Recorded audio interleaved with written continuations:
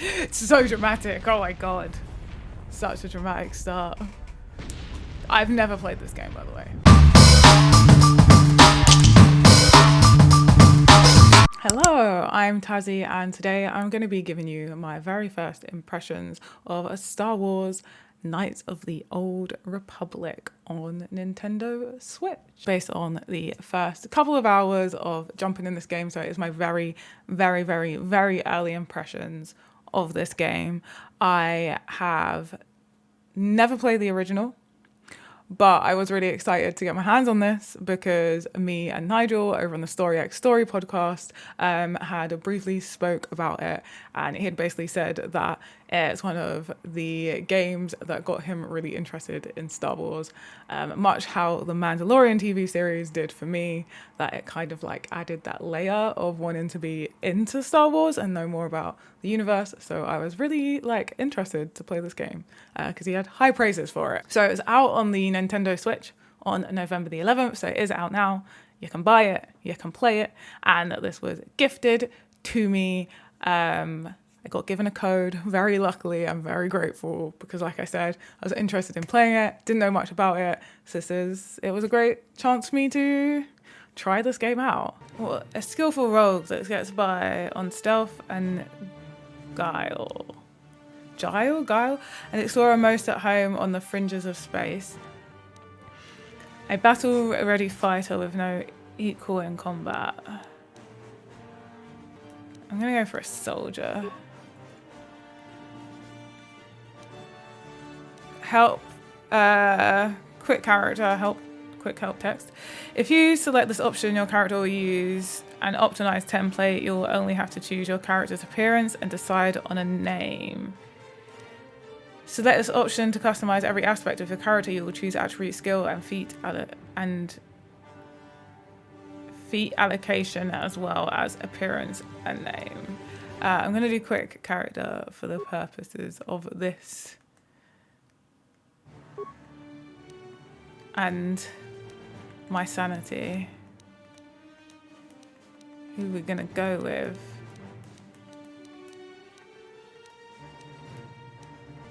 Let's go with her.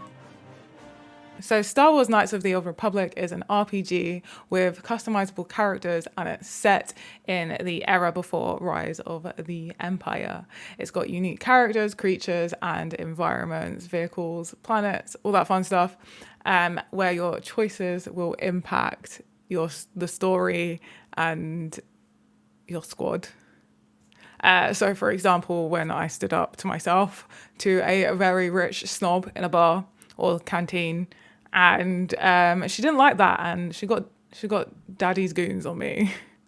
You have a name, so let's talk to you. Where did you get those clothes? A trash compactor in the lower city? And where are those drinks we ordered?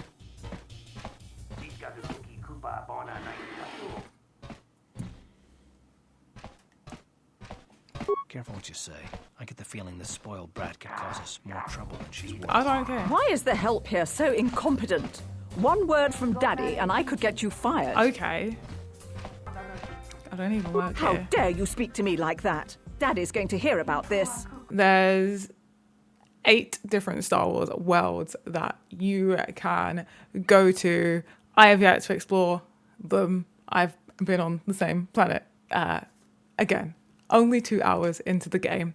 But that does include some very well-known planets in the Star Wars universe. But you can also build up your party, and you can have Twi'leks, droids, Wookiees in there. I did try and add a droid to my party, but it kind of went kaboom.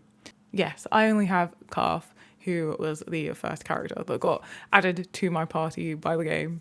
I'm still getting to know him. I'm not sure if I like him or not.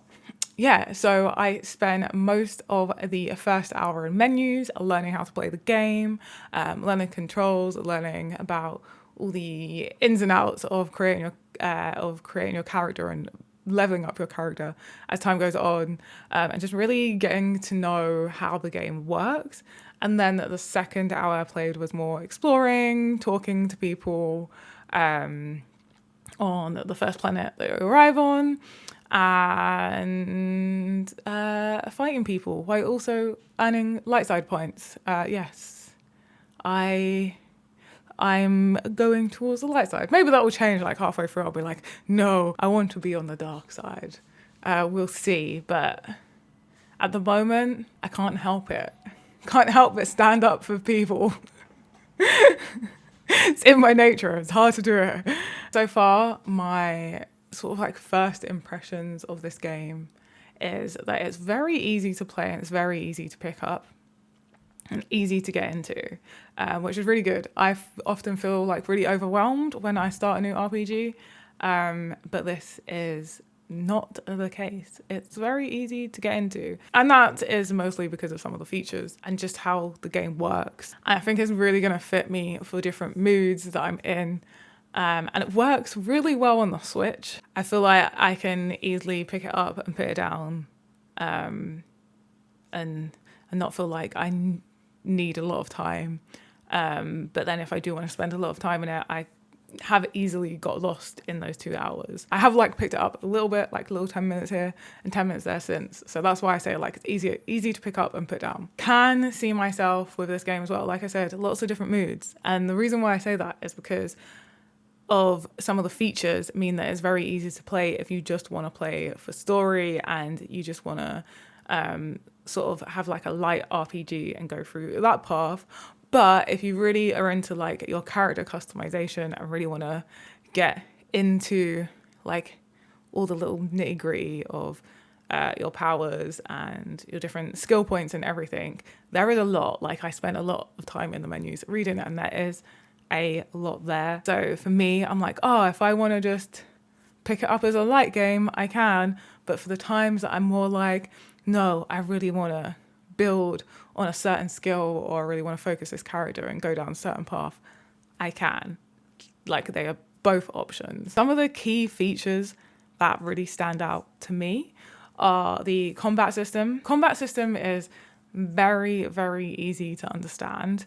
And you can have auto pause on or off for different things. So initially it's set for every time you encounter an enemy, it will auto pause, and you can turn that off if you want, or you can keep it on. For me, it's going to be one that I switch frequently, especially if I'm playing when it's late at night and I'm super tired and I can't fully focus, but I still want to play. I'm just trying to like chill out. And also when I'm playing it on a journey, I would probably have auto on so that if I am distracted from it or falling asleep, I'm not going to then suddenly die because I've not been paying attention and I've gone in a combat zone. That's just a use case for me.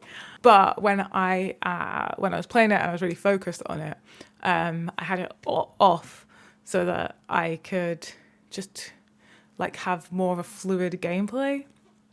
But I really loved that about it. But there's other reasons you can auto pause. I think one of them is like if a party member dies, or every time you start attacking a new enemy, because you might have bumped into a squad of 3 or 4 or something, so you can have it pause every time you kill an enemy and then are attacking the next one.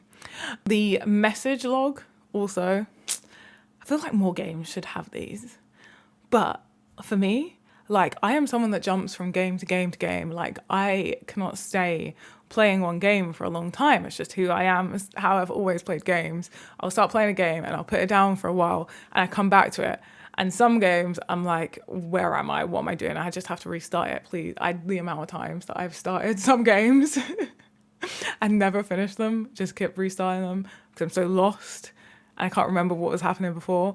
But the message system with this really helps you to go back, and you can go back quite a bit. So it means like for me, when I come back to it, I don't feel like, oh my God, I'm so lost. And for the days, again, when I'm really sleepy and really my brain is like ready to switch off, but I just want some time to chill to myself and play some games, rather than just playing something completely chill out, I can play this and still switch my brain off.